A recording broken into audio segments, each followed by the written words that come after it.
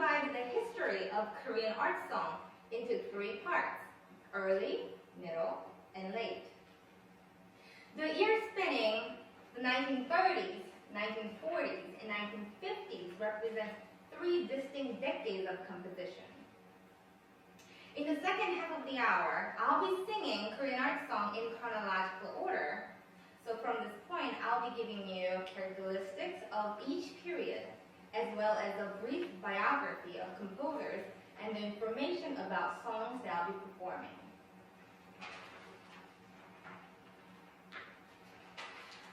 I would like to call the early period, the 1930s, exposure and adaptation period.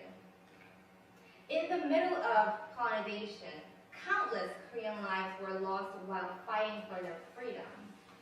And naturally, major number of songs during this period deal with yearning for freedom, encouraging independence, nostalgia, and patriotism. The structure of music was very basic during this period.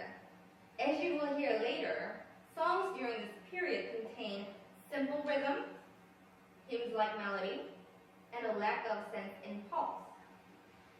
The accompaniment is often doubled and very syllabic as well.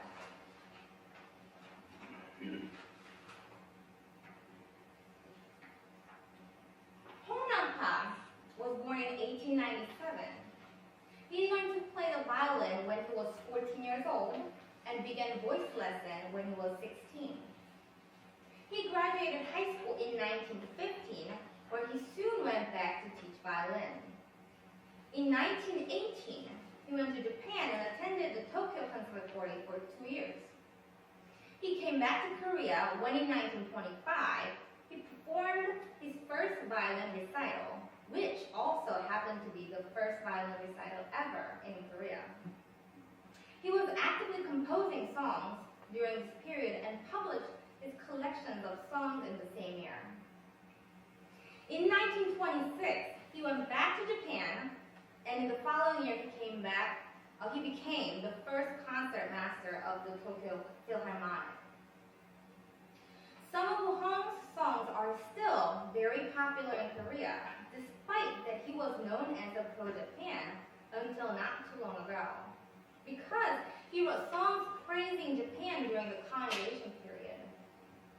Recent research revealed that he was arrested and imprisoned when he joined the independent movement group and was actually forced to sign his name on the list of claiming to be a pro-Japan in exchange of his release. This unfortunate tragedy happened to many musicians, writers, artists, and intellectual individuals during the time. Many of their works were banned, and some are still banned in Korea. The song I'll be presenting by Hong Nam-pa is called Gongseonhwa, Impatient Balsamina. In this song, the winter flower represents Korea's helpless situation during the colonization period, with a hope to bloom once again in the spring. This song was performed for the first time in 1942 in Japan by soprano Kim Chun-in, and was banned soon after by the Japanese government. And this song is considered to be the very first Korean art song. The second song is called 고향 생각, My Home, by Hyun Jae-myung. Hyun was born in 1902, grew up as a church choir member. He studied piano and violin while he was in college and became a teacher. In 1926, he went to Chicago and started to study theology.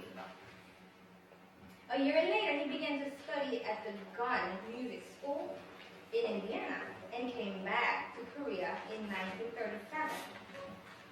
In the same year that he came back, he was arrested for the involvement with an independent movement and was released in exchange for pledging himself as a leader of a pro-Japan position. He volunteered in the Japanese government and wrote songs to suppress the spirit of independence. After the independence was won, he became the first dean of music department of Seoul University.